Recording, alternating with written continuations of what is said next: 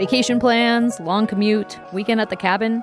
Wherever you end up this summer, the Connector Idaho Daily News helps keep you connected to Idaho, even while you're away. Get the top local stories every weekday morning in just a few minutes. That's the Connector Idaho Daily News. Listen on your podcast app.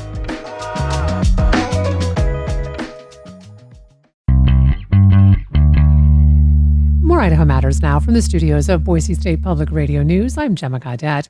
As children across our state head back to school, families are getting used to new schedules, new teachers, new coaches, and for a lot of kids, there's a whole new group of adults in their lives. It's also a good time for parents to think about something that may not be on the traditional back-to-school checklist, and that's personal safety.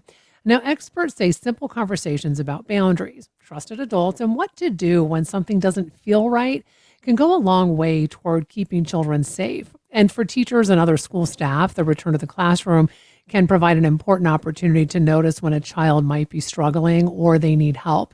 So joining us today to talk about what parents and educators should know are Sonia Howerton. She is the executive director of the Idaho Network of Children's Advocacy Centers, and Roger Sherman, executive director of the Idaho Children's Trust Fund. I want to welcome both of you to the show. Thanks so much for joining us today. Hi, good afternoon. Roger, let me start with you. Back to school, it tends to be things like, we're getting the new backpacks, the school supplies, right? Trying to get everybody back into that school routine. But why do you and your organization see this as an especially good time for parents and caregivers to really revisit conversations about safety with your kids? Well, I think, when our kids are little, we do talk to them about things like crossing the streets and so on and so forth. And we don't, always ask the questions about things like, your body safety and and the recognition that, these kids are going back to school. Teachers who have seen them before might see changes in their behavior or other things that might be valuable to understanding really what's going on with those kids. The key thing is really just keeping communications up right from the beginning. So, Sonia, a part of that new routine that I just talked about, it's a lot of times there's new teachers, right? There's coaches, maybe volunteers, maybe after school providers.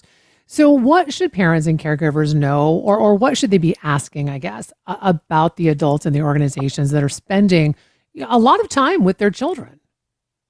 Yeah, it's a great time. Also, new friends, right? Friend groups might change from school year to school year or over the summer. And there's just a lot of new things happening, different environments, different individuals that our kids and families are interacting with. And it's just super crucial to have like a refresh to kind of step back and take a look at those things, review family safety rules, make sure that families know like who are identified and trusted adults for their kids and in their lives in their social circles for their kids, and just to kind of stay inquisitive and ask those questions and create open lines of communication for engaged discussions with your kids so that if they have information that they feel like they're going to share to you, that you're open and ready and responsive and are kind of like already have a toolbox of questions to ask to try to further those conversations so that you learn a little bit more when your kids are trying to talk to you or share information, because oftentimes they're testing you on how much information they can share with you and how you might respond if they're trying to disclose information that might be concerning. So, Sonia, I think, we tell children that they can always come to us, right, if they feel uncomfortable. But are there things, as you just mentioned, that parents can do just in everyday interactions, right, that might make it more likely that a child really would speak up when something is wrong?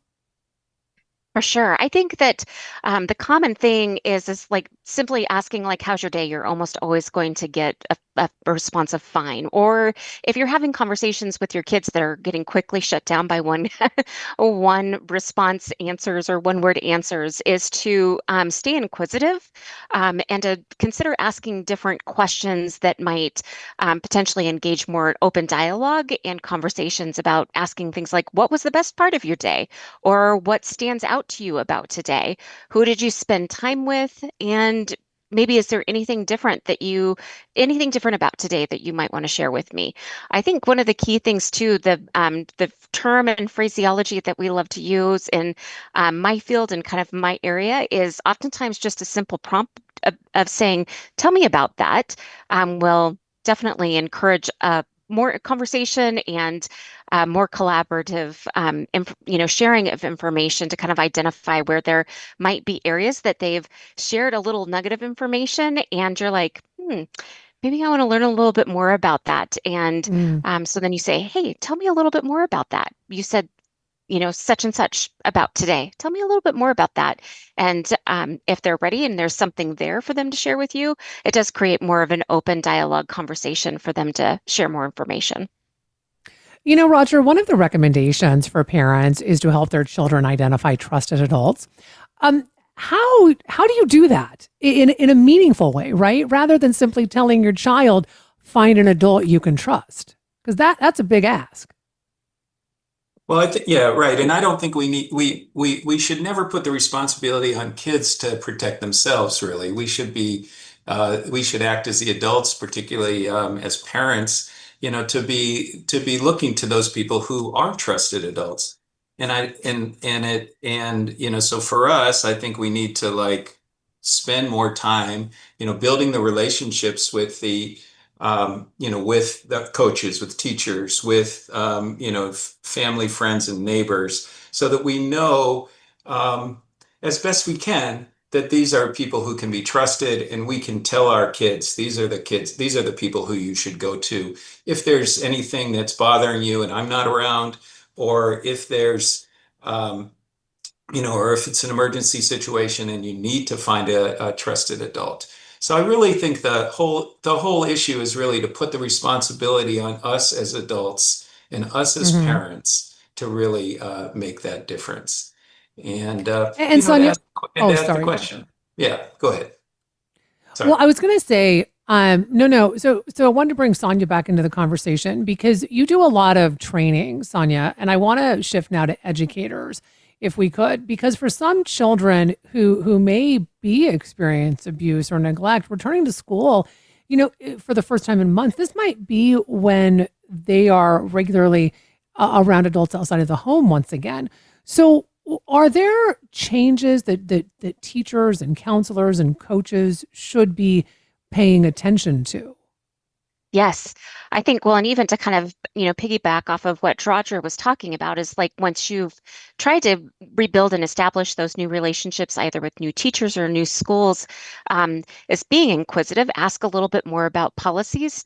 Definitely do some due diligence, dig into your school district and what policies are in regards to like one-on-one interactions. But I think even for educators and parents, as a new school year comes about, and especially for a school that might be familiar with a child that's been in the same school for many years, being aware of possible indicators that might indicate abuse or neglect, that might be a big change from year over year. Sometimes frequent unexplained injuries, poor hygiene, or consistently unmet basic needs for kids. Definitely sudden change in mood or behavior or regressive development for kids. It can look different in kids, and they all react and internalize trauma a little bit differently. Sometimes it comes across as withdrawal, anxiety, fearfulness. For others, it might be hypervigilance, it might be perfectionism. But I think some of the common things for educators is just really looking for chronic absenteeism, frequent and consistent tardiness, and of course, always watching for subtle signs of hypersexualized behavior, and that's knowledge beyond their developmental expectations or developmental levels. Oh, Roger, the Idaho Children's Trust Fund is helping make stewards of children training available at no cost. For someone who's never heard of this program, can you tell us what this is and what does it teach? So the Stewards of Children comes from an organization. It's called Darkness to Light, and it has been around for several years, or for many years. But it has developed a new program in the last couple of years.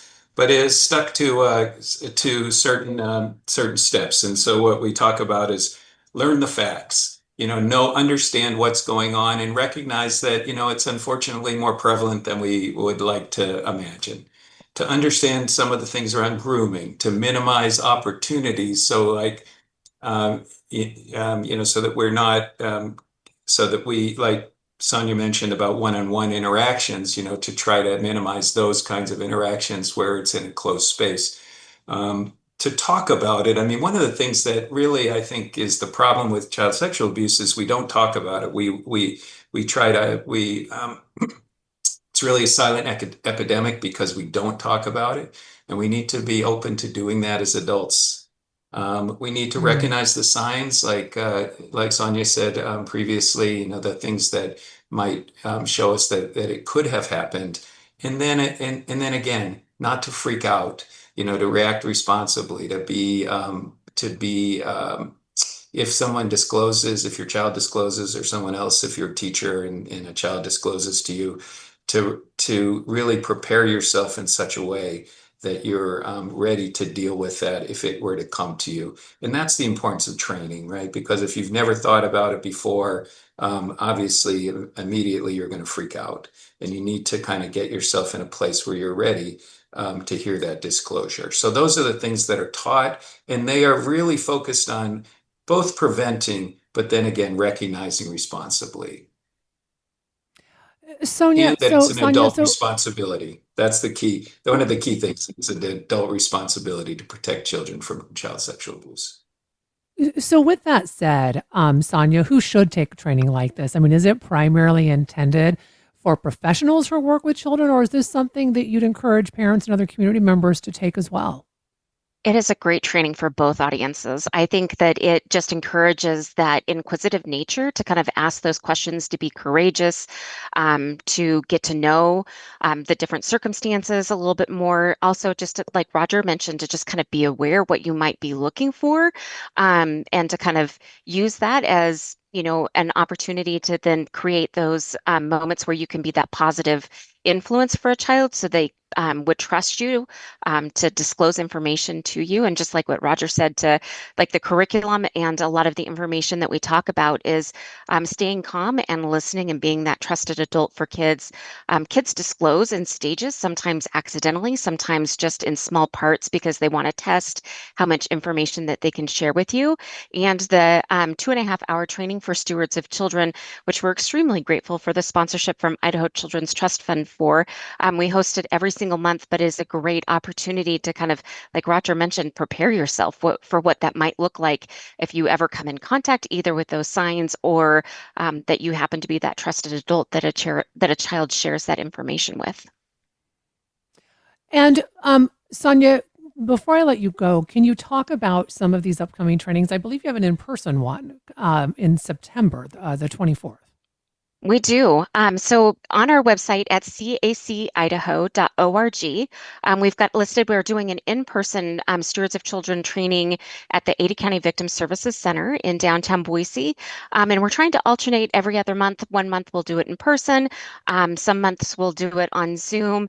But if you have a large group and you're a child-focused, child-serving organization that would like us to come in and train specifically for you, your volunteers, your team, I know that we'll do Stewards of Children, and Idaho Children's Trust Fund does amazing other trainings along the lines of healthy outcomes for positive children, for brain architecture game that really just engage our adult serving population or our adults that are serving and child serving are in those different roles to kind of be prepared for what it looks like if you are like in that environment and to be that trusted adult for kids.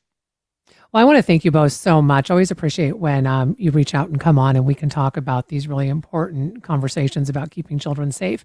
We've been speaking with Sonia Howerton, Executive Director of the Idaho Network of Children's Advocacy Centers, and Roger Sherman, Executive Director of the Idaho Children's Trust Fund. And thanks so much for listening to Idaho Matters from Boise State Public Radio. Do you have thoughts about today's episode? Make sure you email us at idahomatters@boisestate.edu or reach out on our socials. And text this podcast to a friend. It's how podcasts grow.